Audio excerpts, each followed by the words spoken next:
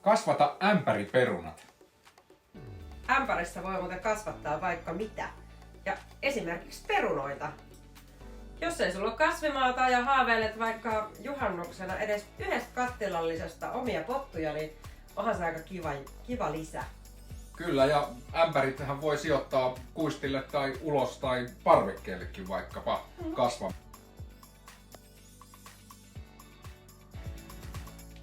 Mitä sä tarvit on peruna ja ämpäri. Ja mikä tämän koko jutun idea on? No, tähän aikaan kun mennään niin kuin maaliskuun loppupuolta, niin eihän tuonne nyt ole perunoita ei voi pistää vakoon eikä maahan, ja eikä kaikilla ole sitä luksusta, että olisi kasvimaa, niin perunoita voi tosiaan kasvattaa ihan perusämpärissä. Ja se kasvattaminen voi tehdä sisätiloissa, kasvihuonekuisti ihan sisälläkin kasvivalolla.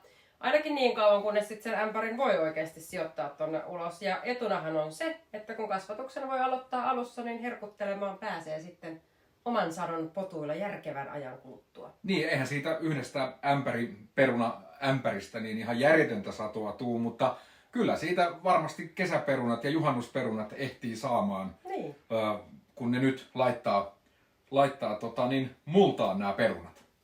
Joo, ja siemenperunoita on tosiaan kaupoista nyt varmaankin ihan näinä päivinä tarjolla ja näyttäisikin olevan mainonnasta päätellen.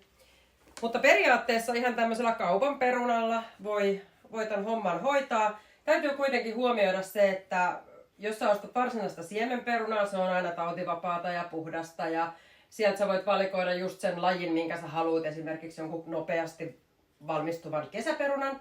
Ja nämä on niinku talviperunoita, mitkä on kaupan tuolta tavallisesta pottulaarista. Eli näistä voi olla kasvuaika vähän pidempi. Mutta me ei annettu sen häiritä ja idättäminenhän on tärkeää. Joo, sen takia niitä nyt myydään siellä puutarhaliikkeessä niitä siemenperunoita, että pääsee idättämään ne ennen kuin ne sitten päätyy maahan aikanaan ulos. Mutta me ollaan edetty idättämisen suhteen jo tässä muutama viikko ja idätetty näitä kaupan ostoperunoita. Joo, ja jos aloitetaan ihan aakkosten alusta, että mikä 3 asiaa tarvit, että voit kasvattaa ämpäriperunat. Ämpäri tai mikä tahansa vastaava astia. Peruna. Ja multaa. Ja multaa. Ja siitä se lähtee. Idättäminen tapahtuu siis ihan sillä tavalla, että otat sen perunan ja laitat sen valosaan paikkaan niin, että mielellään saa ulkoa ikkunasta esimerkiksi valoa. Tässä meillä on nyt perunoita malliksi, mitkä on ollut tuolla itse asiassa kasvilampun alla viikon verran. Ja näissä ei ollut mitään ituja, niin sieltä se on alkanut nopeasti tulla. Ja nämä perunat me laitettiin ihan tällaiseen astiaan, missä oli ihan senttipari turvetta pohjalla, niin nämä on nyt ollut 2-3 viikkoa. Ja oikeasti kasvattanut sitten jo niin vartta ja myöskin juuria.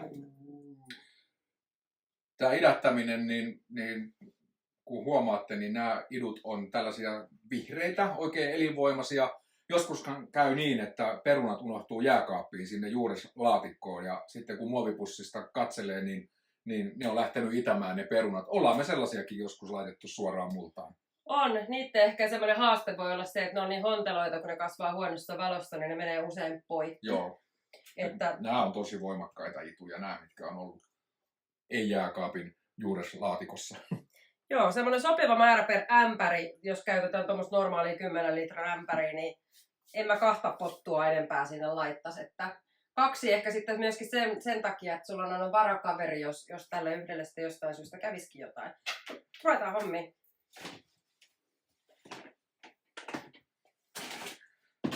Täällä meillä on 2 ämpäriä, jotka on nyt suurin piirtein puolillaan multaa. Ja seuraavaksi sitten laitetaan perunat multiin, jotenka sijoitetaan ne tänne ämpäriin. Nyt näitä on 2 tässä niin keskelle. Mä en tiedä, pitäisikö tähän yhteen laittaa 3. Ei. Nämä on kyllä aika isoja. Ja Pitää jättää juurisia. tilaa niille tulevalle sadon perunoille. Ja nyt kun ne on täällä ämpärissä keskellä suurin piirtein nämä potut, niin sitten täytetään tätä mullalla niin paljon, että nämä perunat menee peittoon. Ja sitten sitä mukaan kun perunat ja varret alkaa kasvaa, niin sitä multaa voi vähän lisäillä. jonkun verran välillä kannattaa sitä kosteuttakin laittaa tänne, mutta peruna on vaatimaton, että se ei sitä kosteutta ihan hirveästi tarvitse. Ja jos taas on luonteeltaan viljelijä sellainen kova kastelemaan näitä viljelyksyä, niin sitten kyllä pitäisi melkein ämpärin pohjaan laittaa reikiä, että liika vesi pääsee sieltä pois. Varsinkin siinä vaiheessa, jos näitä siirretään ulos. Mä kaivan tänne pienen kolon. Mä haluan, että tämä peruna menee vähän syvemmälle, koska sitten kun se alkaa tekemään sitä satoa, niin se tavallaan nostaa sitä joka tapauksessa. Mutta tyyli on varmasti vapaa ja tosiaan tässä voi, niin kuin Henri sanoi, niin alkuun tehdä niin, että nopeuttaa sitä kasvua sillä lailla, että ei laita tähän semmoista kerrosta, että joutuisi nämä versot nousemaan täältä mullan alta, vaan ne pikkasen pilkistää ja ne saa valoa, niin silloin ne nousee nopeammin ja sitten vaan lisätään tätä multaa, eli perusmultaaminen, mitä tavallaan perunamaallakin tehtäisiin. Mutta mihin nämä laitetaan sitten kasvamaan? Niin, perunat voi laittaa kasvamaan riippuen minkälainen tila sulla on. Jos sulla on puolilämmin kuisti, lämmitetty kasvihuone, lasitettu parveke, missä on jo lämmintä, niin sehän käy. Mutta kun Suomessa on laajat kasvuvyöhykkeet ja tosi erilaiset olosuhteet, olennaista on, että sanoisin, että ideaalitilanne on sellainen, että siellä olisi noin 10 astetta ympäri vuorokauden niin kuin minimissään. Meillä nämä jää ihan tässä hetkessä vielä sisälle. Valosaan paikkaan aion laittaa tähän keittiöön ihan reilusti tuohon lattialle, että se saa valoa tuolta ikkunoista. Ja sitten kun sen aika tulee, että mennään tästä nyt hetkinen eteenpäin joku viikko, niin yleensä vapun aikaan on saanut sitten kasvihuonekauden käynnistää, niin sitten siirretään siinä vaiheessa sinne. Voiko nämä laittaa ihan vaikka olohuoneen nurkkaan, jos sulla olisi vaikka kauniimpi astio, niin huonekasviksi? Toki voi, mutta kyllä se sitten kasvivalon tarvii, että Joo. Valoa kaikki kasvit tarvii, että ne tekee satoa. Ja semmoinen, että missä vaiheessa sitä satoa sitten voisi odotella. Kaikkiaan kiinnostaa. No tosi yksilöllistä, ikävä vastaus. Mutta sanotaan, että noin 2 kuukautta minimissään. Eli jos nyt laittaa maaliskuussa, huhtikuun alussa, niin kesäkuun alussa ja ennen juhannusta saattaisi olla. Kyllä, mä väittäisin, että juhannuspottuja niin tulee. No niin. Ja lannottaminen, niin perunallehan on omia juureslannoitteita, että me nyt käytetään täällä kukkamultaa, siinä on omat lannoitteet, että sitä versojen väriä voi niinku seurata. Mutta en ihan hirveästi lähtisi lannottamaan, koska sitten jos sä varsinkin vahingossa pistät sinne typpeä, eli vaikka kanankakkarakeita, niin sehän kasvattaa sulle sitten sen huonekasvin ja unohtaa ne mukulat. No se kannattaa muistaa. Joo. Mutta kyllä mä jo maistan suussani uudet perunat ja sillin juhannuksen mennessä. Ei muuta kuin kasvattamaan ja satoa odotellessa. Nam. Tämä on kyllä helppoa ja kivaa.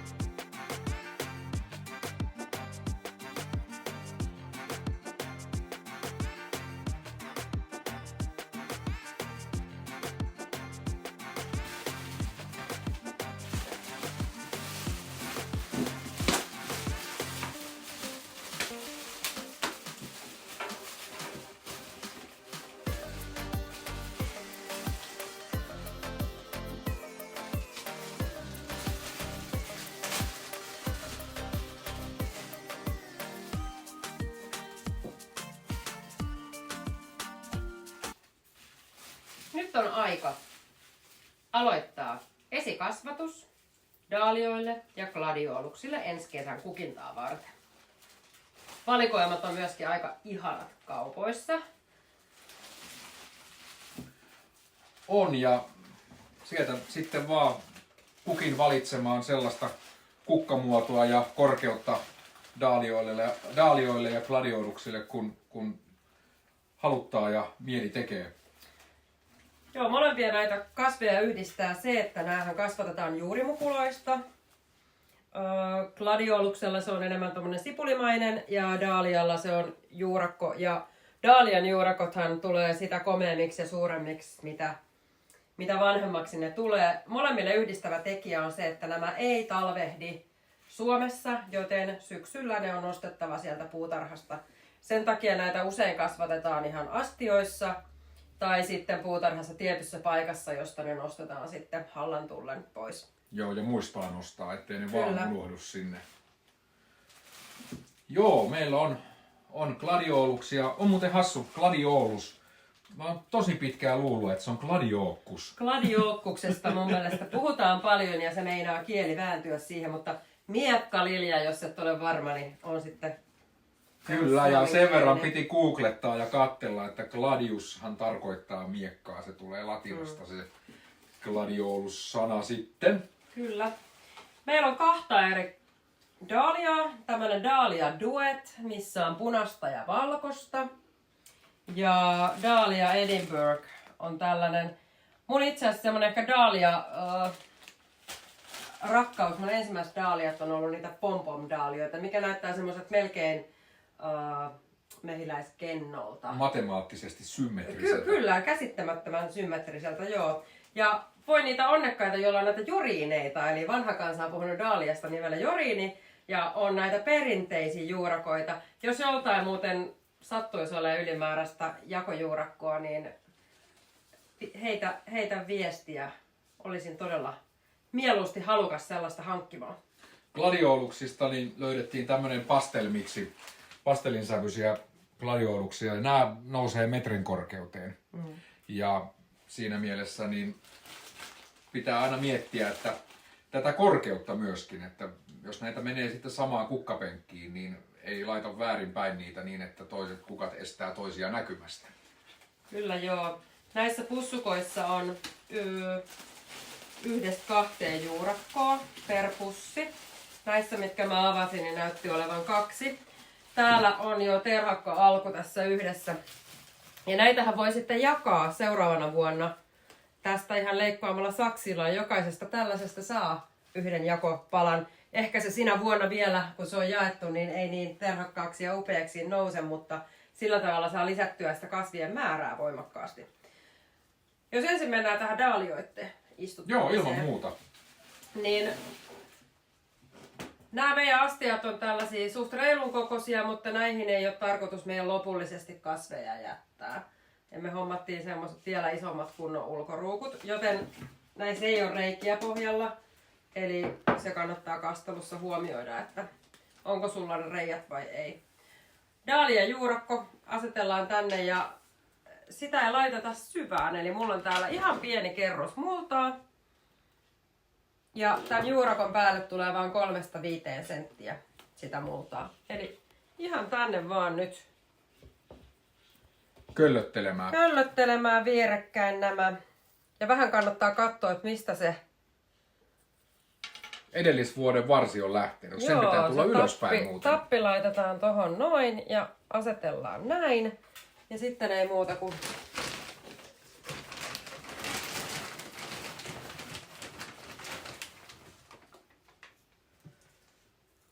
peitellään. Kyllä.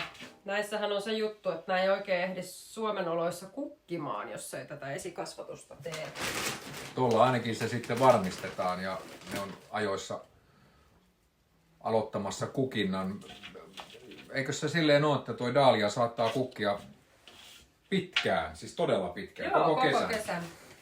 Ja yleensä se otetaan, maasta kaivetaan ylös vasta siinä vaiheessa, kun ne varret on vähän jo pakkasesta mennyt ruskeaksi. Joo.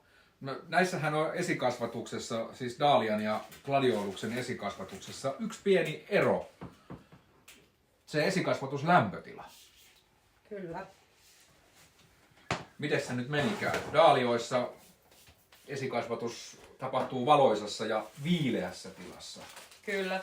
Gladioluksella on niin paljon pidempi toi kasvuaika, että se lämpötila tietysti kiihdyttää sitä kasvua ja tarkoitus olisi, että nyt ei täydessä kukassa ole täällä sisällä, vaan niin, sitten tuolla ulkona. Mutta ei tästä kannata niinku suurta tiedettä itselleen tehdä, että riippuen millaiset olosuhteet sulla siellä kotona on, niin aina kannattaa yrittää. Niin, enemmänkin sitten miettii sitä paikkaa, minne nämä sitten siirtää esikasvatuksen jälkeen kasvamaan nämä dahliat ja gladiolukset. Kyllä, ja sitten semmoinen kannattaa huomioida, että nämäkin oli 90 senttiä korkeita, niin tukikeppejä tulee tarvitsemaan, että nämä kaatuu tuulessa, että sitten varsinaiseen ruukkuun tai ulos kun istuttaa, Joo. niin laittaa. Gladiolusten osalta niin istutussyvyys on hieman syvempi ihan just sen takia, että nämä nousee metriin ja nämä on ehkä vieläkin tanakampia ja vankempia ne varret ja nousee todella korkealle, niin sen takia nämä sipulit laitetaan vähän syvempään multaan niin tää saa sitten tosiaankin olla valosassa ja lämpöisessä, että tää ei tarvii sitä viileyttä niinkään siihen esikasvatukseen. Joo, ja kosteutta sitten, että me tosiaan kastellaan nämä tässä vielä lopuksi kevyesti ja sumuttelu on semmoinen aika hyvä tapa myöskin. Meillä on sen verran komeet ja isot nämä esikasvatusruukut tai astiat, että tänne yhteen astiaan mä aion laittaa ehkä tänne kymmenkunta näitä menee, että saa olla aika tiheessäkin. Ja tässä pussissa oli 25 sipulia, että sitten pitää varmaan vielä joku pieni astia löytää noille lopuille. Ei raski heittää hukkaan todellakaan. Joo, ja jos sulla on tilaa ja riippuen minkälaisia on, niin näähän siis voi kasvattaa myöskin yksittäin. Et esimerkiksi 1 per maitotölkki. En mä kuitenkaan ihan hirveän pieneen ruukkuun laittaa. Tämä gladioluksen juurimukula tai sipuli on itse asiassa tosi kaunis. Se on tuonne vähän vaaleanpunainen. Me ollaan itse asiassa ihan matchi. Jaa, ja meneekin väärinpäin amatööriltä. Kyllä. Mutta elämä on. Menas kasvaa miekkaliljat lattiasta läpi, mutta onneksi ei. Suippopää ylöspäin, juuret alaspäin. Muistakaa suippopää ylöspäin. Näin se on. Kokemus. Mutta kyllä tästä ihan hyvä tulee. No ei tänne ihan 10 mahdu. Tänne menee 8 yhteen. Tolleen sopivan välein, niin se on oikein hyvä. Tolla tapaa. Ei muuta kuin kurkkimaan nyt juurakko- ja mukula valikoimia tonne kauppoihin ja lähteä idättämisen ja kasvattamisen ihmeelliseen maailmaan. Tämä on melko pomminvarmaa, että tässä onnistuu, että suosittelen. No, kyllä tästä tulee oman pihan, puutarhan tai parvekkeen, niin ihan katseenvangit sieltä on sen verran komean näköisiä, että kannattaa tehdä. Etelän eksoottisia hetelmiä. No joo.